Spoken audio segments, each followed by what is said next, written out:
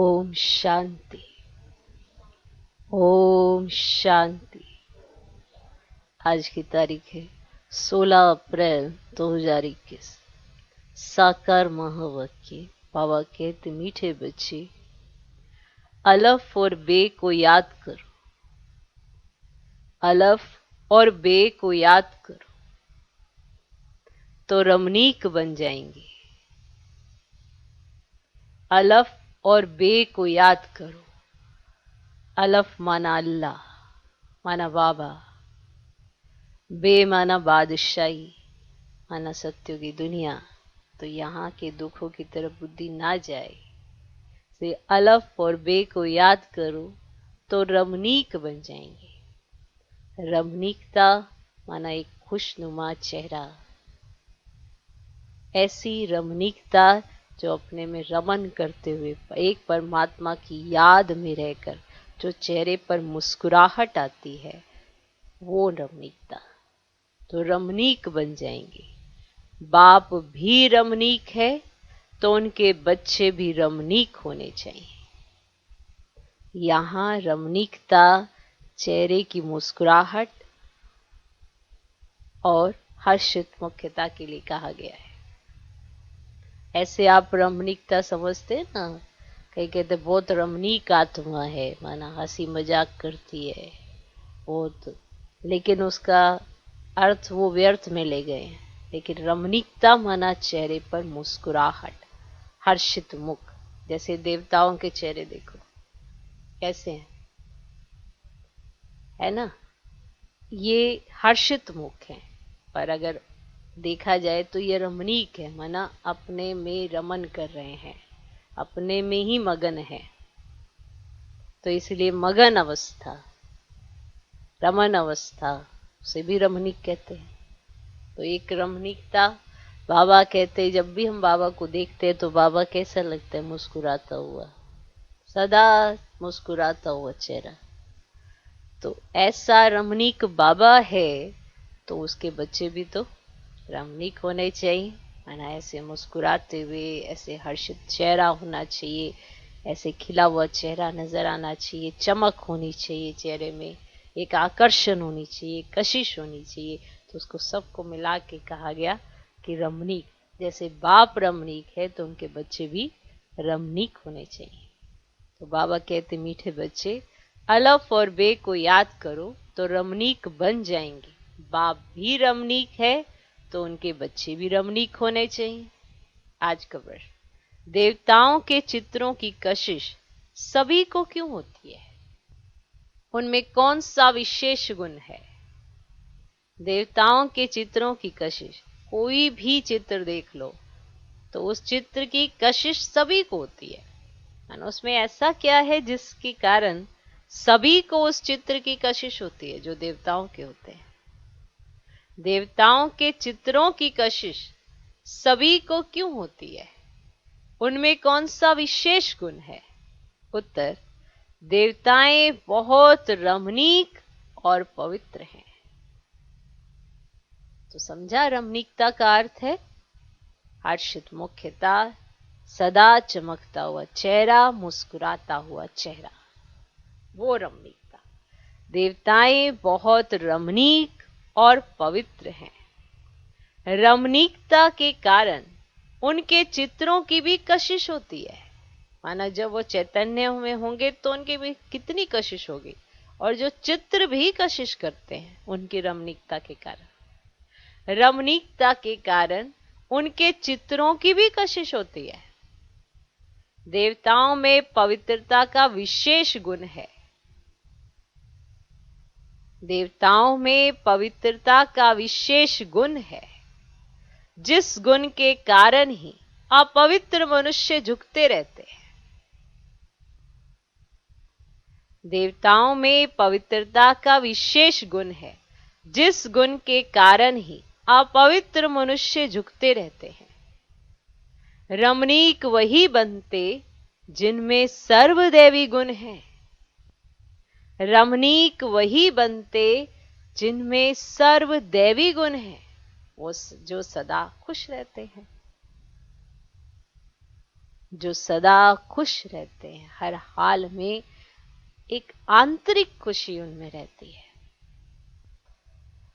देवताएं बहुत रमणीक और पवित्र हैं। रमणीकता के कारण उनके चित्रों की भी कशिश होती है। देवताओं में पवित्रता का विशेष गुण है, जिस गुण के कारण ही अपवित्र मनुष्य झुकते रहते हैं। रमणीक वही बनते जिनमें सर्वदैवी गुण है, जो सदा खुश रहते हैं। आज खुश, कल दुखी, कल परसों कैसे ऐसे, ये वो रमणीकता नहीं है। चेहरा सदा खिला हुआ, ऐसा मुस्कुराता हुआ, हर्षित मुख, माना हर परिस्थिति में वो रमणीक अवस्था, माना सर्वदैवी गुण होंगे तो वो रमणीक अवस्था आएगी। वंडर है ना? तो जिनमें सर्वदैवी गुण होंगे, रमणीक वही बनते हैं जो सदा खुश रहते हैं। खुशी चेहरे सर जो दिखाई देती है, वो ऐसे खिलखिला के हंसने वाली नहीं होती है। आंतरिक खुशी, एक अलग तरह की संतुष्टता, जिसके कारण आत्मा सदा खुश है, हलचल में नहीं है। जितनी हलचल होती है वो चेहरे पे भी दिखाई देती है, और अगर हलचल नहीं है तो चेहरा शांत, शीतल और रमणीक, माना सारे दैवी गुण उस चेहरे में नजर आते हैं। क्योंकि चेहरा तो दर्पण है ना आत्मा का, इसी से तो पता चलता है कि आत्मा का चिंतन कैसा है। इसीलिए देवताओं के चित्र भी कशिश करते हैं, उसका आधार है वो बहुत रमणीक और पवित्र हैं। इसलिए आप पवित्र मनुष्य उनको पूजते हैं। रमणीक क्यों है? क्योंकि उनमें सर्व दैवी गुण है, जो सदा खुश रहते हैं। ओम शांति। आत्माएं और परमात्मा का मेला कितना वंडरफुल है। ऐसे बेहद के बाप के तुम सब बच्चे हो, तो बच्चे भी कितने रमणीक होने चाहिए। देवताएं भी रमणीक है ना, परंतु राजधानी है बहुत बड़ी। सब एक रस रमणीक हो नहीं सकते। फिर भी कोई कोई बच्चे बहुत रमणीक हैं जरूर। रमणीक कौन होते हैं? जो सदैव खुशी में रहते हैं, जिनमें दैवी गुण है।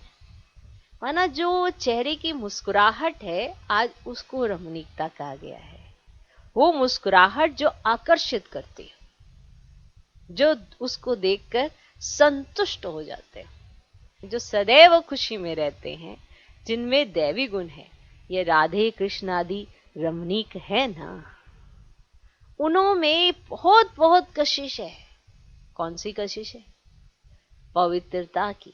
क्योंकि इनों की आत्मा भी पवित्र है तो शरीर भी पवित्र है। तो पवित्र आत्माएं अपवित्र को कशिश करती है, उनों के चरणों में गिरती है। कितनी उनमें ताकत है। वह सन्यासी हैं, परंतु वे देवताओं के आगे जरूर झुकते हैं। भल कोई कोई बहुत घमंडी होते हैं, फिर भी देवताओं के आगे अथवा शिव के आगे झुकेंगे जरूर। देवियों के चित्रों के आगे भी झुकते हैं, क्योंकि बाप भी रमणीक है, तो बाप के बनाए हुए देवी देवताएं भी रमणीक हैं। माना उनका आकर्षण बहुत है। जैसे बाप में आकर्षण है, ऐसे देवी देवताओं में आकर्षण है। उनमें कशिश है पवित्रता की। वह कशिश उन्हों की अभी तक भी चल रही है, अभी तक भी चल रही है। तो जितनी इनमें कशिश है, उतनी तुम्हारे में भी कशिश होनी चाहिए। जो समझते हैं हम ये लक्ष्मी नारायण बनेंगे, तुम्हारी इस समय की कशिश फिर अविनाशी हो जाती है, सबकी नहीं होती। नंबरवार तो है ना। भविष्य में जो ऊंच पद पाने वाले होंगे, उनमें यहां ही कशिश होगी, क्योंकि आत्मा पवित्र बन जाती है। माना उनमें संगम पर भी कशिश होगी। जो भविष्य में उच्च पद पाने वाले हैं, उनमें यहां ही कशिश होगी, क्योंकि आत्मा पवित्र बन जाती है। तुम्हारे में जास्ती कशिश उनमें है जो खास याद की यात्रा में रहते हैं। यात्रा में पवित्रता जरूर रहती है, पवित्रता में ही कशिश है। पवित्रता की कशिश फिर पढ़ाई में भी कशिश ले आती है। यह तुमको अभी पता पड़ा है। तुम उनके ऑक्यूपेशन को जानते हो, लक्ष्मी नारायण के। उन्होंने भी कितना बाप को याद किया होगा। ये जो उन्होंने इतनी राजाई पाई है, वह जरूर राजयोग से ही पाई है। इस समय तुम ये पद पाने के लिए आए हो, बाप बैठ तुमको राजयोग सिखाते हैं, ये तो पक्का निश्चय कर यहां आए हो ना। बाप भी वही है, पढ़ाने वाला भी वही है, साथ भी वही ले जाने वाला है, तो ये गुण सदैव रहने चाहिए। सदैव हर्षित मुख रहो। सदैव हर्षित तब रहेंगे जब बाप अलफ की याद में रहेंगे, तब बे की भी याद रहेगी और इससे रमणीक भी बहुत होंगे। तुम बच्चे जानते हो, हम यहां रमणीक बन फिर भविष्य में ऐसा रमणीक बनेंगे। यहां की पढ़ाई ही अमरपुरी में ले जाती है। ये सच्चा बाबा तुमको सच्ची कमाई करा रहे हैं। ये सच्ची कमाई ही साथ चलती है 21 जन्म के लिए। फिर भक्ति मार्ग में जो कमाई करते हो वह तो है ही अल्पकाल सुख के लिए, वह कोई सदैव साथ नहीं देती। तो इस पढ़ाई में बच्चों को बड़ा खबरदार रहना चाहिए।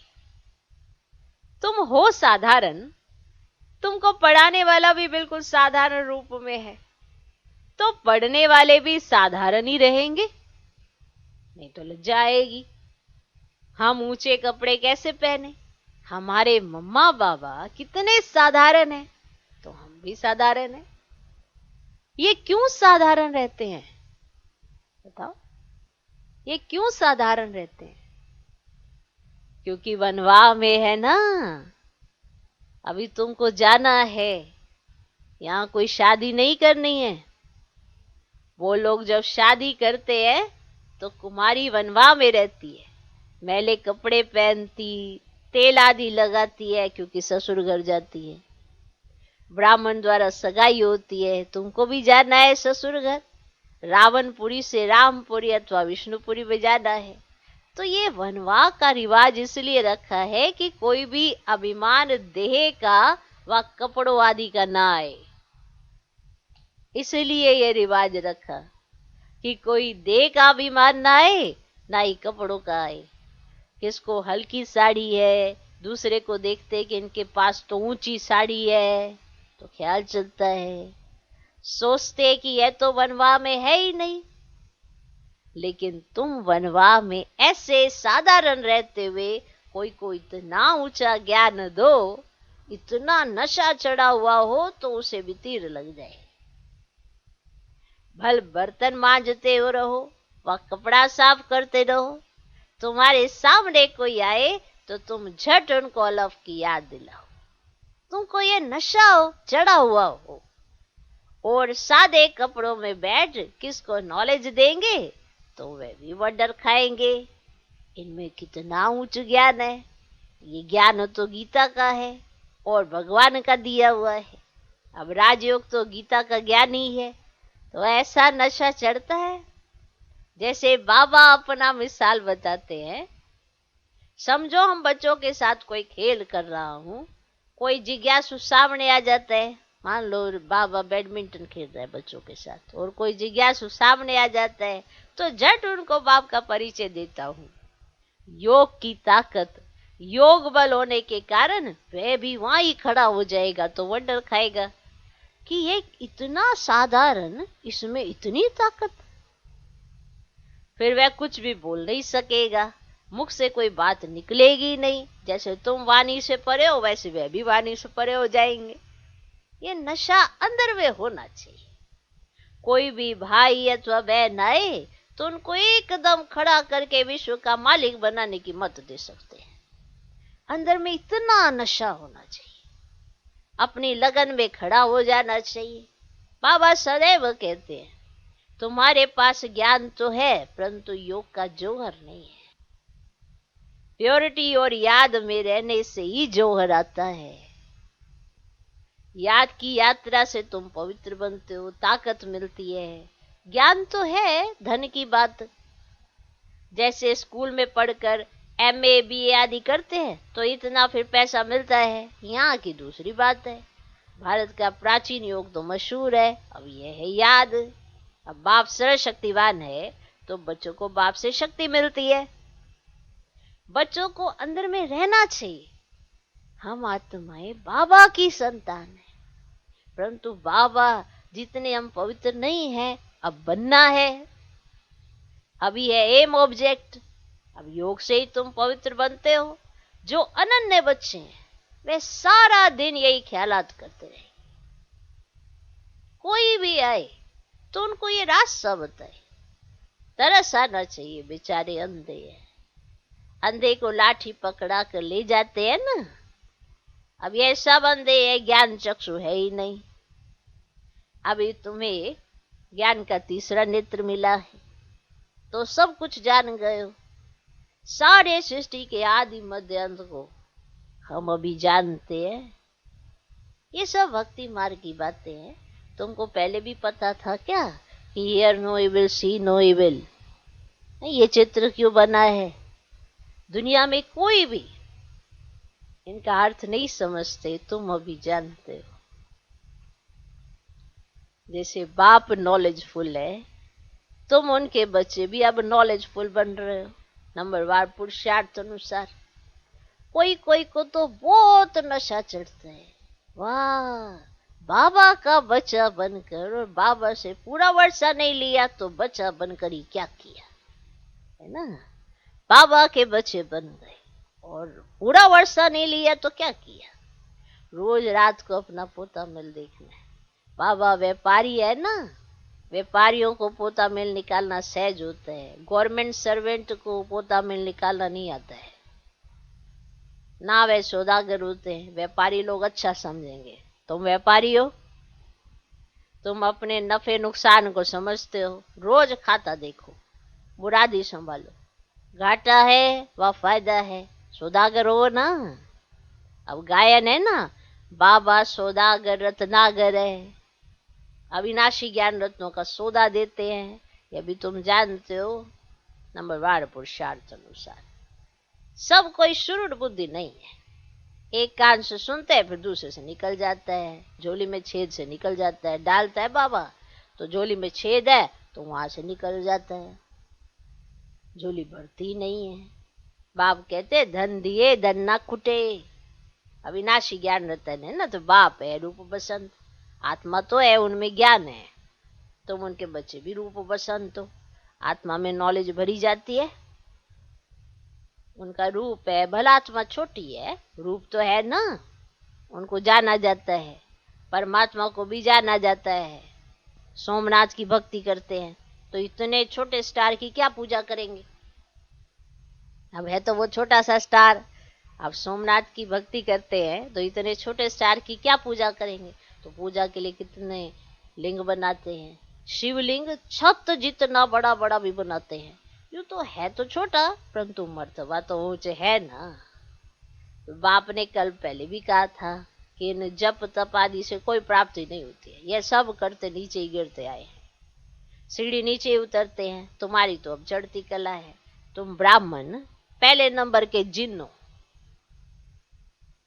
तुम ब्राह्मण हो और पहले नंबर के जिन हो। कहानी है ना, जिन ने कहा हमको काम नहीं देंगे तो खा जाएंगे, तो उनको काम दिया, सीढ़ी चढ़ो सीढ़ी उतरो, तो उनको काम मिल गया। बाबा ने भी कहा है कि ये बेहद की सीढ़ी तुम उतरते हो फिर चढ़ते हो, तुम ये फुल सीढ़ी उतरते और चढ़ते हो। जिन तुम हो, तुम जिन हो, जिन तुम हो। बाकी तो कोई पूरी सीढ़ी चढ़ते ही नहीं, तो जिन कौन हुए? तुम हुए ना। दूसरे कोई फुल सीढ़ी नहीं चढ़ते हैं। फुल सीढ़ी का ज्ञान पाने से तुम कितना ऊंच पद पाते हो, फिर उतरते हो चढ़ते हो। तो बाप कहते मैं तुम्हारा बाप हूं, तुम मुझे पतित पावन कहते हो ना। मैं सर्वशक्तिवान ऑल माइटी हूं, क्योंकि मेरी आत्मा सदैव 100% पवित्र रहती है। तो ना बाप की आत्मा है 100% पवित्र रहती है। मैं बिंदी रूप अथॉरिटी हूं, सब शास्त्रों का राज जानता हूं। ये कितना वंडर है, ये सब वंडरफुल ज्ञान है।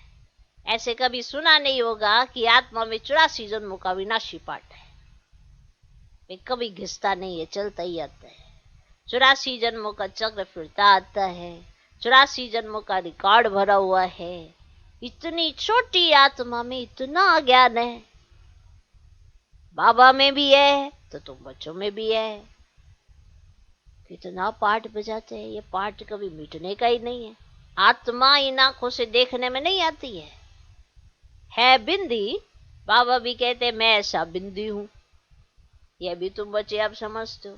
तुम हो बेहद के त्यागी और राज ऋषि। कितना नशा चढ़ना चाहिए। राज ऋषि बिल्कुल पवित्र रहते हैं। अब राज ऋषि होते हैं सूर्यवंशी, चंद्रवंशी, जो यहाँ राजा ही प्राप्त करते हैं, जैसे अब तुम कर रहे हो। ये तो तुम बच्चे समझते हो कि हम जा रहे हैं खेवैया के स्टीमर में बैठे हैं, और ये भी जानते हैं ये पुरुषोत्तम संगम युग है, जाना भी जरूर है। पुरानी दुनिया से नई दुनिया में वाया शांति धाम। ये सदैव बच्चों की बुद्धि में रहना चाहिए। जब हम सतयुग में थे तो कोई खंड नहीं था, हमारा ही राज्य था। अब फिर से योग बल से अपना राज्य ले रहे हैं, क्योंकि समझा है ना, योग बल से विश्व के राजा ही पा सकते हैं, बाहुबल से कोई पा नहीं सकते। यह बेहद का ड्रामा है, खेल बना हुआ है। इस खेल की समझानी बाप ही देते हैं, तो शुरू से लेकर सारी दुनिया की हिस्ट्री ज्योग्राफी सुनाते हैं। तुम सूक्ष्म वतन, मूल वतन के राज्य को भी अच्छी रीति जानते हो। स्थूल वतन में इनका राज्य था, अर्थात हमारा राज्य था। तुम कैसे सीढ़ी उतरते हो वह भी याद आ गया। सीढ़ी चढ़ना और उतरना ये खेल बच्चों की बुद्धि में बैठ गया है।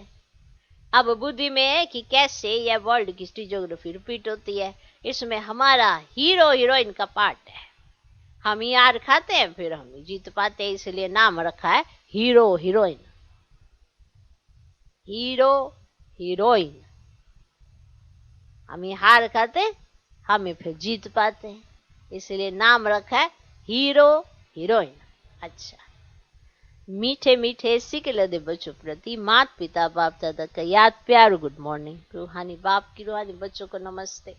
हम रूहानी बच्चों की भी रूहानी बाप को नमस्ते नमस्ते नमस्ते। Good morning good morning good morning. धारणा के लिए मुख्य सार पहला पॉइंट, अभी हम वनवाह में हैं, इसलिए बहुत बहुत साधारण रहना है।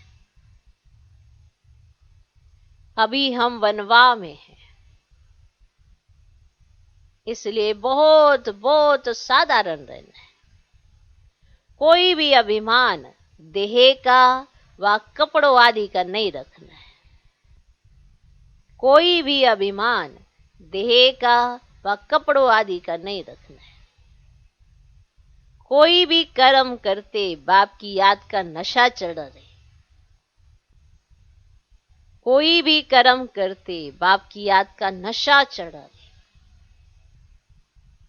अभी हम वनवाह में, इसलिए बहुत बहुत साधारण रहना है।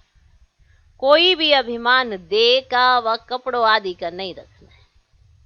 कोई भी कर्म करते बाप की याद का नशा चढ़ा है। दूसरा पॉइंट, हम बेहद के त्यागी और राज ऋषि हैं। हम बेहद के त्यागी और राज ऋषि हैं। इसी नशे में रह पवित्र बनना है। ज्ञान धन से भरपूर वन दान करना है। ज्ञान धन से भरपूर वन दान करना है। सच्चा सच्चा सौदागर बन अपना पोता मिल रखना है।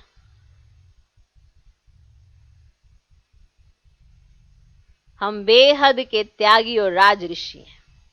इसी नशे में रह पवित्र बनना है। ज्ञान धन से भरपूर वन दान करना है। सच्चा सच्चा सौदागर बन अपना पोता मिल रखना है। आज का वरदान, याद की सर्च लाइट द्वारा वायुमंडल बनाने वाले विजयी रतन भव। याद की सर्च लाइट द्वारा वायुमंडल बनाने वाले विजयी रतन भव। सर्वसेबुल आत्माओं के मस्तक पर विजय का तिलक लगा हुआ है ही। लेकिन जिस स्थान की सर्विस करनी है उस स्थान पर पहले से ही सर्च लाइट की रोशनी डालनी चाहिए। जिस स्थान की सर्विस करनी है उस स्थान पर पहले से ही सर्च लाइट की रोशनी डालनी चाहिए। याद की सर्च लाइट से ऐसा वायुमंडल बन जाएगा जो अनेक आत्माएं सहज समीप आ जाएंगी। फिर कम समय में सफलता 1000 गुना होगी। इसके लिए दृढ़ संकल्प करो कि हम विजयी रतन हैं, तो हर कर्म में विजय समाई हुई है। हम विजयी रतन है तो हर कर्म में विजय समाई हुई है। ये दृढ़ संकल्प करो। आज का स्लोगन, जो सेवा स्वयं को व दूसरे को डिस्टर्ब करे वो सेवा सेवा नहीं बोझ है। जो सेवा स्वयं को व दूसरे को डिस्टर्ब करे वो सेवा सेवा नहीं बोझ है। कोई ये ना सोचे कि मैं सेवा कर रहा हूं, लेकिन अगर आप दूसरे को डिस्टर्ब कर रहे हो, खुद को भी डिस्टर्ब कर रहे हो, तो आप कोई सेवा नहीं कर रहे हो, आपने बोझ उठाया हुआ है।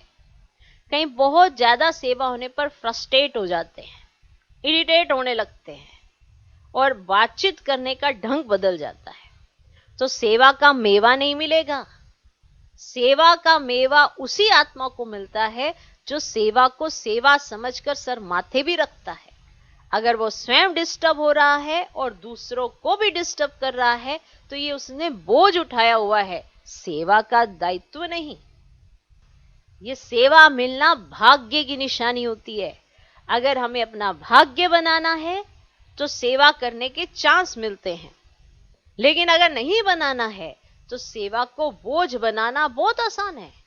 आप डिस्टर्ब हो और आपके द्वारा दूसरे डिस्टर्ब हो, तो उसके बाद क्या होगा? वो सेवा सेवा नहीं बोझ का काम करते, इसलिए कोई भाग्य नहीं बनता, ना ही वो सेवा मेवा देती है। इसीलिए हमेशा ध्यान रखना चाहिए, क्या कोई सेवा करके मैं आत्मा डिस्टर्ब तो नहीं हो रही, या मैं दूसरे को डिस्टर्ब तो नहीं कर रही। इसीलिए ज्यादा सेवा पाकर खुश होने वाली आत्माएं वो दूसरी ही होती हैं। वो अपने आप को नसीबवान समझती है कि हमें ये सेवा मिलना कितना ऊंचा भाग्य है हमारा, कि हम कितनी धन्यवाद होनी चाहिए कि यज्ञ में हमें सेवा करने का चांस मिला। किसी ने कुछ कहा, आप डिस्टर्ब हो गए, अब आप दूसरे को डिस्टर्ब करेंगे, क्योंकि ज्यादा सेवा देखकर आप कुछ ना कुछ ऐसी एक्टिविटी करेंगे जो नहीं करनी चाहिए। तो आपने बोझ उठाया है, सेवा का दायित्व नहीं।